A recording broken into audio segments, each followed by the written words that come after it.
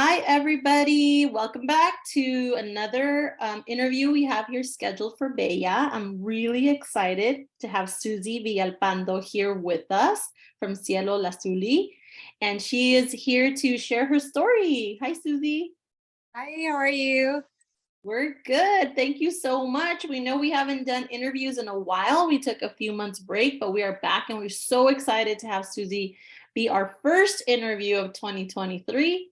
And we know that we're here to learn about her story and her journey and just inspire other Latina women that are on a similar path. So thank you so much, Susie, again. And we're just going to get started and just wanted to start kind of with that basic question to learn a little bit about you. So tell us a little bit about who you are and just kind of how you started.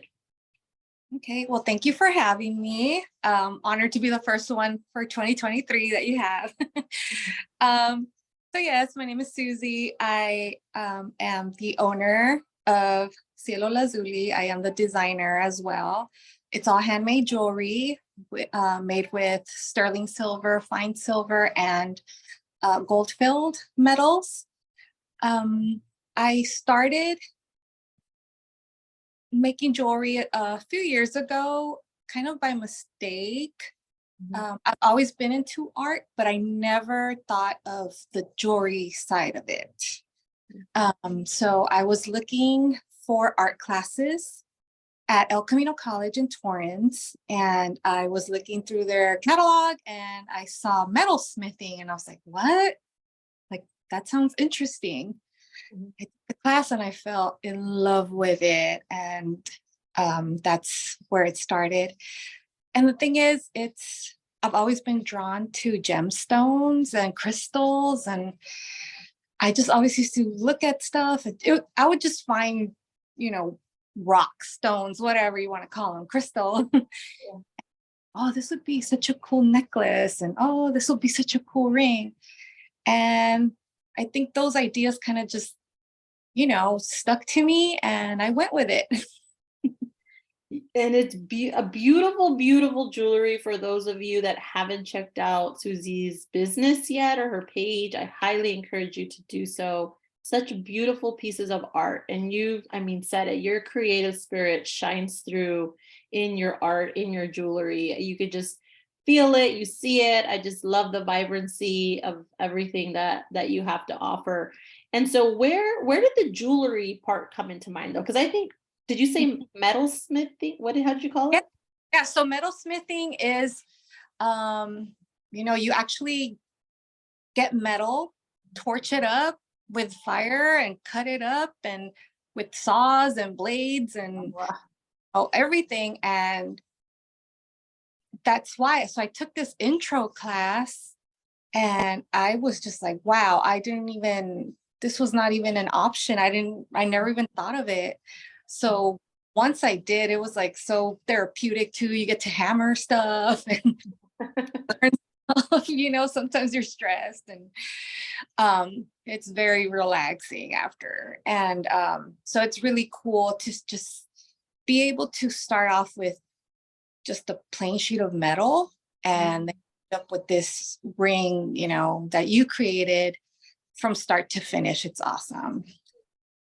That's beautiful. Thank you. Yes, I love to hear about, kind of how you got to, there's a starting point, right? But it's like, how did you get to where you are today, basically? And so part of that is just the name. Like, what does the name of your business mean to you? Like, how did you come up with that name?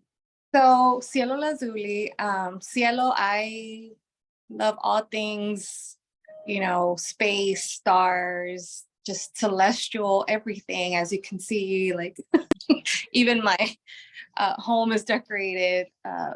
So I'm always drawn to that. So Cielo, but also Lazuli is a stone. It's lapis lazuli, which is blue, which is my favorite color. And it has little specks of pyrite.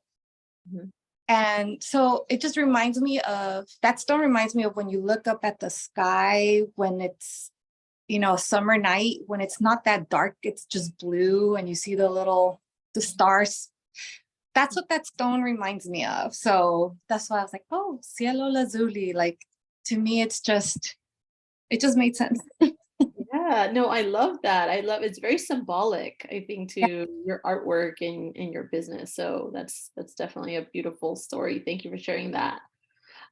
So let's kind of take a few steps back in terms of before you started the business. So share with us a little bit about how you grew up. Like, how was Susie as a kid, as a teenager, and kind of growing up, and share a little bit of your, your background and your story, and kind of, what helped shape who you are today. Yes. So as a little girl, art was always my favorite subject. Like, I remember that really coming through in first grade. We had to do a self-portrait. And I remember I did it and I was like, oh, I can draw. Like, I can really draw. This is me as a little kid, and I just remember after that, always like in my coloring books, just drawing colors. And so always anything that had to do with art. Even like the TV. I used to watch Gem. Do you remember Gem in the 80s? I Gem and do. the Lambs. And so all their like fashion and everything, I used to draw them and new outfits and stuff like that. So that was me as a kid. As a teenager, I did take some classes in high school. It was graphic design. And our teacher would give us assignments like, oh, make a container, for a new cereal box. And I would love those assignments. I had so much fun, and so the art was always in me. I grew up in Inglewood, and the schools were not the best. So we have very limited resources. But with the art, I just remember it was a graphic design class. So we were supposed to have computers in there, not one computer. Oh, wow. So it was just, we really had to use our imagination and our creativity. Yeah.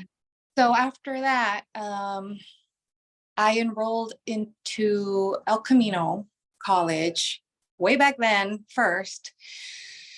The counselor came to our school and I told her I wanted to major in art because I knew I wanted to, and I always wanted to. And she talked me out of it. Oh no. She said, there's no money in art. What are you going to do in art with art? And I just I kind of was speechless because I had my heart set on that and I hadn't thought of any alternative.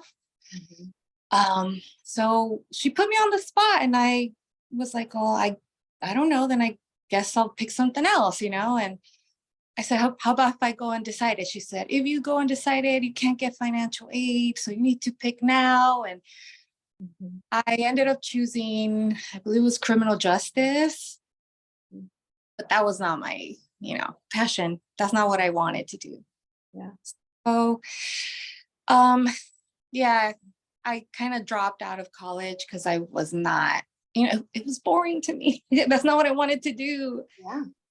And so years later, that's what I'm saying. I was looking for art classes to join. And when I saw that metalsmithing class, I'm like, I'm gonna give this a shot. And like I said, I loved it. And then I started taking all the other art courses and I got my certificate in jewelry design and fabrication. And it was I just wanted to pursue it. So I finally, followed that. Well, that's amazing and so brave, I think, of you, and courageous to, we don't always have folks around us that encourage us.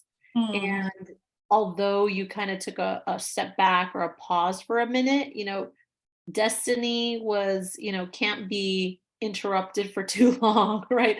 I think that clearly you are in the space that you need to be, that you deserve to be, that you want to be. And I could see your face light up. I know we're kind of through this screen, but I could clearly see kind of and feel the energy when you talk about it. So it's definitely something that I think runs in your core and is a big part of who you are. And we're all so blessed that you decided to pursue it, because again, very courageous, very brave, and not everyone has the opportunity to do things like that. And so for any and all women out there that are listening and you hear Susie's story about, sometimes we have those setbacks or those pauses in our life, it's not something that necessarily has to stop you forever. So thank you for giving us insight into that journey that you had to get to where you are today. And so looking at, so we know kind of, what you provide, kind of the expertise also that you have and that you bring into it. But when it came time to start the business, so the business side, so right, we know it's like, it's one thing to do things for pleasure or because we're good at it or we like it. It's a whole nother thing to say, let me kind of build this business around it, right? So how did you kind of decide to say, I'm going to have my own business. I'm going to be an entrepreneur. I'm going to, put this together. What really kind of inspired you to take that next step? And if you can kind of walk us through what that process felt like for you. Yeah, sure. So I remember just making jewelry, just like necklaces and earrings, and gifting them to friends and family. And they would always tell me, "Oh, you should start selling them. And these are so pretty. And oh, I got some compliments on the necklace you gave me." And that kind of, you know, I hadn't thought of it, of selling jewelry. And that did plant that seed for me. So I remember I just made a bunch of jewelry and I had my friends come over, and they bought jewelry off of me. And it felt so good. It was just something unexpected. And so from there, I opened up my Etsy account, and that's where I started posting all the jewelry that I was making. And little by little, I started selling, and it was so weird. Like, I remember starting my Etsy page and looking through other people's pages, and I would see like, oh wow, this person has 12 sales. That's amazing. Like, being I wonder if, I would ever get there. And currently I'm at like 850 on, Oh, yeah. awesome. So, but I just remember seeing that 12 on somebody else's page, and I was like, wow, that's awesome. I wish, I wonder if I could get there. So, so that is how it kind of started on Etsy. Mhm. Well, I mean, I had my friends come over, of course, but the majority is on Etsy. Yeah, that's what kind of took it to that next level, right? Yeah. So that's really great, because I think it's important to recognize these like platforms or tools that are available for like folks. I hear this a lot as women say, I don't know where to get started or where do I go? I think there's so many things that you can do to get started, but sometimes you just got to do it, right? And I think you're kind of sharing that. Like, I just, well, my friends found interest. I felt good about it. I know I could sell it. So let me just create the page and just start doing it. Right. Yeah, And I think sometimes that's the hardest step. But it once is. you do that, yeah. Mhm. Yeah. Yeah, because I had my Etsy account for the longest. I bought, from other vendors, and I always thought of it, but I was like, no, nah. But then once I saw that, my friends genuinely liked it and, supported that idea, I was like, maybe other people might like it. So I did it. Yeah, definitely. And that's the biggest, I think, step, because, there's a lot of aspects to running a business, owning a business. We also talk about like the emotional, mental toll, and there's so many parts to it, right? But the first step is to like put your product out there or your service out there, right? So I think it's so important that you shared kind of just that change that maybe seems small, but seemed to have such a big impact in Yeah. you establishing and growing your business. So that's really great. Thank you for that. And for Cielo Lazuli, what do you focus on in terms of your bigger purpose or mission? Is there something else beyond selling the product that really like motivates you or inspires you, or the purpose behind your business in general? Yeah, I still consider myself in the beginning of this, and my end goal, I really would love to offer like scholarships to artists, Mm. uh, because art, I was discouraged from it because you know people don't take it seriously. Yeah. And I always say, I think it's so crazy because art is everything around us. It's design, it's architecture, it's everything. It's the creativity that goes behind everything is art. So I would love that, to get to that point where I can help others, um, just pursue their passion for art. Mhm. Yeah. I love that. I love that. It comes full circle, right? Because you were once that girl who had all these aspirations and excitement around what you do now, and just the art of it. And to be able to kind of bring that full circle and provide that same opportunity or additional, support and resources to others, that's just so amazing. So thank you for sharing that. One day you'll get there for sure. I'm a Yeah. manifest, put it out into the universe. It will happen. um, so kind of changing it a little bit in terms of the question is, we know that business owners and entrepreneurs and those, whether you're getting started or whether you've had your business for a long time, there's struggles, right? There's challenges, there's roadblocks or road bumps that come across or come your way. So can you share what you feel comfortable sharing in terms of an example of a struggle or a challenge you've encountered, and then how did you like overcome it? Like how were you able to move on from there? So, I guess I can just talk about that counselor just just straight out telling me no, don't go with art. Mm. Um, I felt guilty for a long time for just having some stranger, Mhm. just talk me out of it, Mm. out of something that I was so sure I wanted to do. So I guess I can say, follow it, follow your dream, follow your goal. I know it sounds cliche, but Mhm. Mhm. but there are, things that are going to derail you. And if you know in your heart, in your mind that that's what you want to pursue, like stick to it, go for it.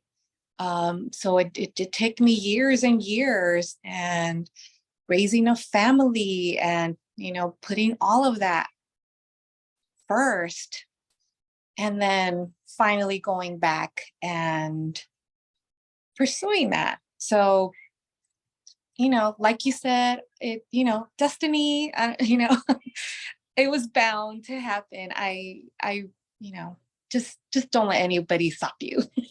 Yes, thank you. And that, I mean, your story is one of true kind of just, breaking through any of those walls that people may put up for us, whether that's, you know, physically not being able to access certain things, or emotionally or spiritually, but in this case was something that was more, um I don't want to know if I want to say psychological, but more on like the, verbal, like being told, that you should Yeah. go this way or not go that way, and those I think sometimes are the hardest to overcome, right? If we have like, well, I don't have access to that one platform I need to put up my e-commerce, like that's different. That's tangible. That's something that you could probably find an alternative. But when it kind of hits us in a very personal way, sometimes those are the bigger struggles that we have to like push through or figure out or talk ourselves out of the negative self-talk, those kinds of things. So the fact that again you I'm sure went through in your journey after that and found something, but you kept gravitating back towards, wait a minute, this is what makes me happy, this is what I'm good at, this is what I love,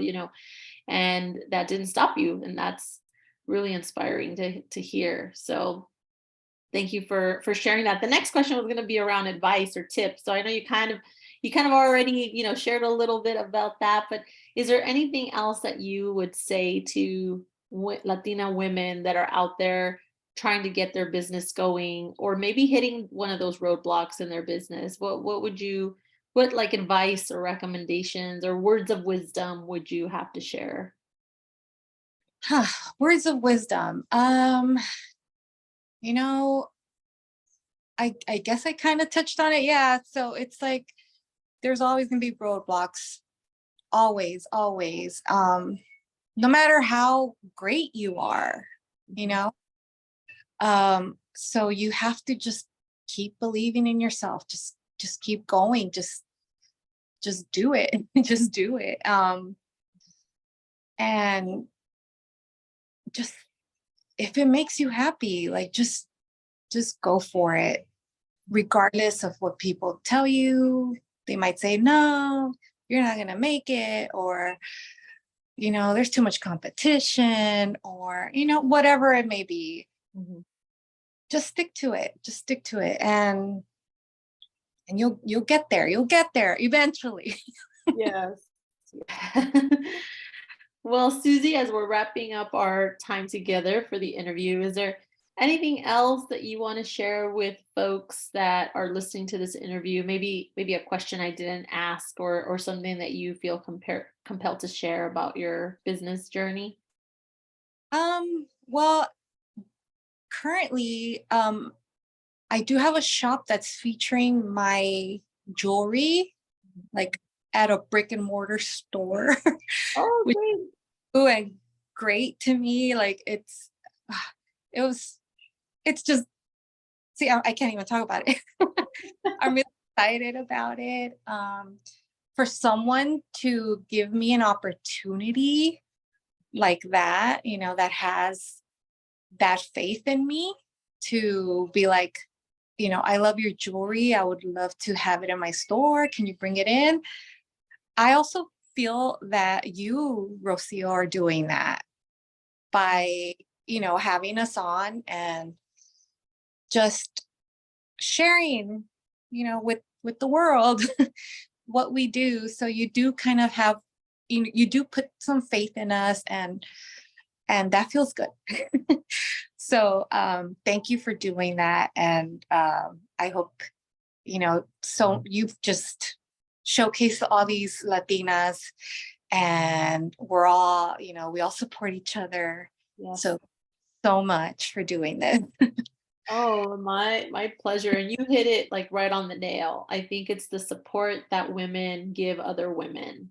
Yeah. And we're not always gonna be, like as they say, at your like, what, I'm gonna butcher this, but like at your high game or whatever, like at the, peak, right? And sometimes you're gonna have those moments when you're kind of down, and then vice versa. The women around you, right, are gonna be in a like big, like higher energy space. And the fact that we can come together as community and uplift each other and just come and share like in fellowship and find those kind of common struggles, and then being able to celebrate each other too, because we obviously have to look at that, like, let's, little wins, little steps are still successes, let's celebrate those. So all of that is super important. And I'm such a fan of collectives. I feel like women that open up their physical space to other women, is just like one of the highest ways ever that you can really show your support, is to, like you said, you're trusting in that business and that person, really, to say, here's my space, I'm